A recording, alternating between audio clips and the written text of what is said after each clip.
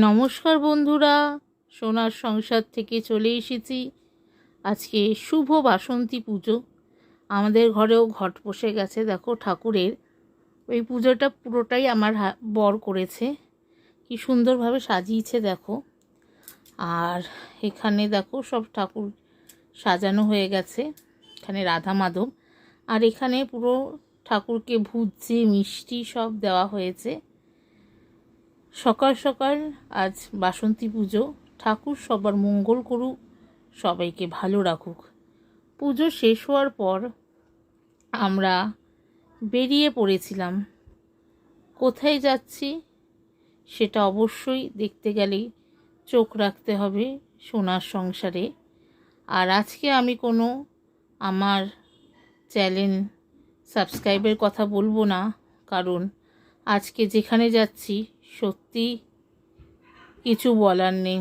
আর এই যে আমরা মেট্রো স্টেশনে দাঁড়িয়ে রয়েছি, এত গরম আজকে, প্রচণ্ড পরিমাণে ঘেমে গেছি।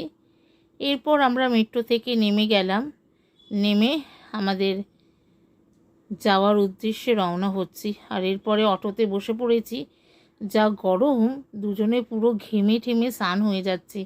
আর তোমাদের একটু রাস্তাটা পুরোটা শেয়ার করে দিলাম। দেখো কি রোদ্দুরের তাপদাহ, প্রচণ্ড গরম। এরপরে আমরা চলে এসেছি এখানে আদ্যাপীঠের মন্দিরে। আমি পুরোটা বলতে পারছি না ঠিকানাটা। এখানে আজকে কস্তুরীদির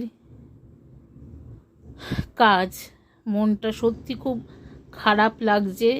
যেই মানুষটা এত হাসি খুশি, যেই মানুষটার সাথে কথা বলে সত্যি একটা সুন্দর শান্তি পাওয়া যেত, সেই মানুষটার আজকে এইভাবে কাজ, সত্যি মেনে নেওয়া যাচ্ছে না। আমি আর আমার বর সকালে চলে গেছিলাম দিদির এই কাজে। সত্যি মনটা খুব খারাপ লাগছে। আর এই যে দিদির ছেলে, এত সুন্দর ব্যবহার, কিছু বলার নেই। খুব সুন্দর ব্যবহার একদম। দিদিকে খুব মিস করছি। দিদির সঙ্গে লাস্ট কথা বলেছিলাম লাইভে। দিদির কথাগুলো খুব, সেদিনকার আমরা খুব আড্ডা হাসি কথা বলেছিলাম। আজকে এইভাবে এই দিনে দিদির সাথে এইভাবে দেখা করতে হবে, সেটা আমি কল্পনাতেও ভাবতে পারছি না। সত্যি মনটা খুব খারাপ হয়ে গেছে। আর এখানে আমি একটু বসে কথা বলছিলাম, এই আর কি। আর এই যে বাবু বলেই ডাকি আমরা ওকেও, একদম ছোট ভাইয়ের মতন আমার। সত্যি ওর জন্য আরও বেশি খারাপ লাগছে। মা হারার যে কী দুঃখ, সেইটা সন্তানরাই বোঝে। আমি যেমন আমার বাবাকে হারিয়েছি, সেটা আমি বুঝি।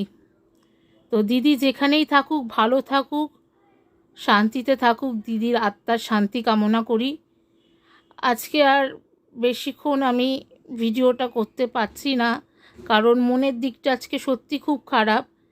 যেই মানুষটা এত হাসি খুশি, এত ব্যবহার অমায়িক, তাকে যে আজকে এইভাবে দেখতে হবে, সত্যি এইটা ধারণার বাইরে। আর এরপরে আমরা